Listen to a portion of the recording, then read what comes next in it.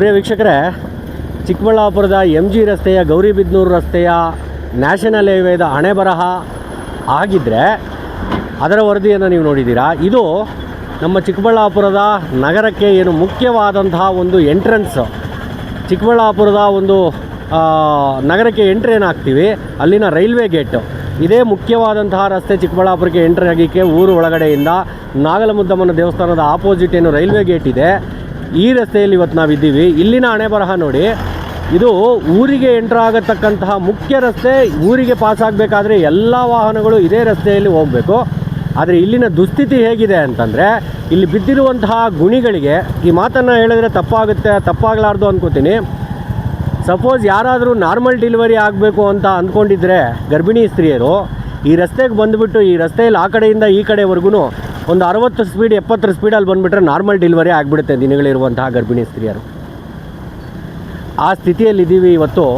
ಈ ಒಂದು ಚಿಕ್ಕಬಳ್ಳಾಪುರದ ಜನ ಈ ರಸ್ತೆಯಲ್ಲಿ ಓಡಾಡಿಕೊಂಡು ಯಾರನ್ನ ಕೇಳಬೇಕು ಗೊತ್ತಿಲ್ಲ. ಇಲ್ಲಿನ ಒಂದು ಜನಪ್ರತಿನಿಧಿಗಳಾದಂತಹ ಹೆಮ್ಮೆಯ ಶಾಸಕರಾದ ಅನ್ಸ್ಕೊಂಡಂತಹ ನಾನು ಅಹಿಂದ ಹುಡುಗ, ನನಗೆ ಜನರ ಭಾವನೆ ಗೊತ್ತು, ಸಾಮಾನ್ಯ ಜನರಿಂದ ಬಂದಿದ್ದೀನಿ ನಾನು, ನನಗೆ ಜನರ ಕಷ್ಟ ಸುಖ ಗೊತ್ತು ಅನ್ನುವಂತಹ ಇಲ್ಲಿನ ಶಾಸಕರಾದಂತಹ ಮಾನ್ಯ ಪ್ರದೀಪ್ ಈಶ್ವರ್ ಅವರು ಇದೇ ರಸ್ತೆಯಲ್ಲಿ ಓಡಾಡ್ತಾರೆ ದಿನಂಪ್ರತಿ.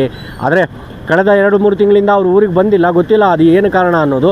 ಆದರೆ ಊರಿಗೆ ಬಂದರೆ ಇದೇ ರಸ್ತೆಯಲ್ಲೇ ಪ್ರದೀಪ್ ಈಶ್ವರ್ ಅವರು ಓಡಾಡಬೇಕು, ಇದೇ ರಸ್ತೆಯಲ್ಲೇ ಡಾಕ್ಟರ್ ಕೆ ಸುಧಾಕರ್ ಅವರು ಓಡಾಡಬೇಕು, ಇದೇ ರಸ್ತೆಯಲ್ಲೇ ಉಸ್ತುವಾರಿ ಸಚಿವರಾದಂತಹ MC ಸುಧಾಕರ್ ಅವರು ಸಹ ಓಡಾಡಬೇಕು.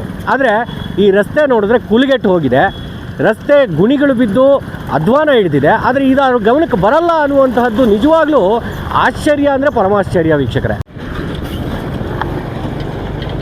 ನೋಡಿ,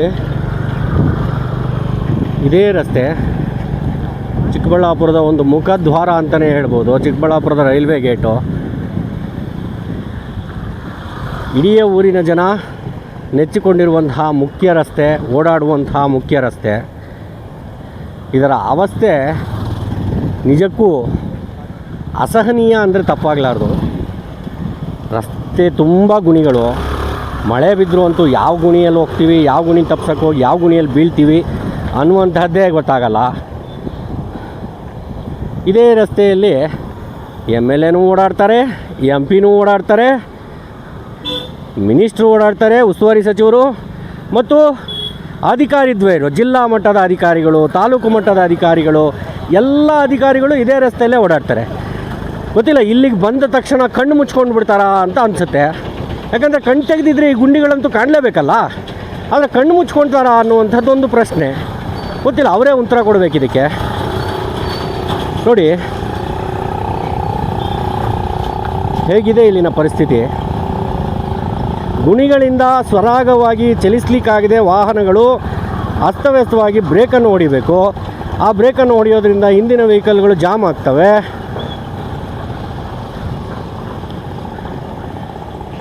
ಇದು ಚಿಕ್ಕಬಳ್ಳಾಪುರದ ಮುಖ್ಯ ಮುಖದ್ವಾರದ ಒಂದು ಪರಿಸ್ಥಿತಿ ವೀಕ್ಷಕರೇ.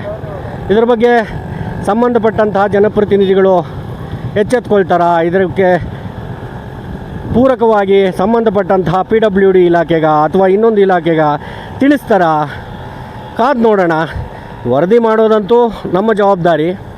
ಸಮಾಜಕ್ಕೆ ಪೂರಕವಾಗಿ ಸಮಾಜಕ್ಕೆ ಏನು ಬೇಕೋ ಅದನ್ನು ಆಗಾಗ ಅಧಿಕಾರಿ ದ್ವಯರಿಗೆ ಮತ್ತು ಜನಪ್ರತಿನಿಧಿಗಳಿಗೆ ತೋರಿಸುವಂಥದ್ದು ನಮ್ಮ ಒಂದು ನೈತಿಕ ಜವಾಬ್ದಾರಿ.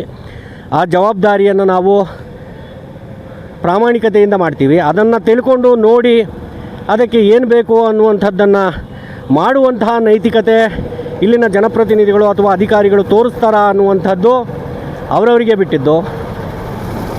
ಜನರ ಸಮಸ್ಯೆಗಳನ್ನು ವರದಿ ಮಾಡುವ ಪ್ರಾಮಾಣಿಕ ಪ್ರಯತ್ನ ಅಂತೂ ನಮ್ಮದು ಖಂಡಿತವಾಗಲೂ ನಿರಂತರವಾಗಿ ಇದ್ದೇ ಇರ್ತದೆ.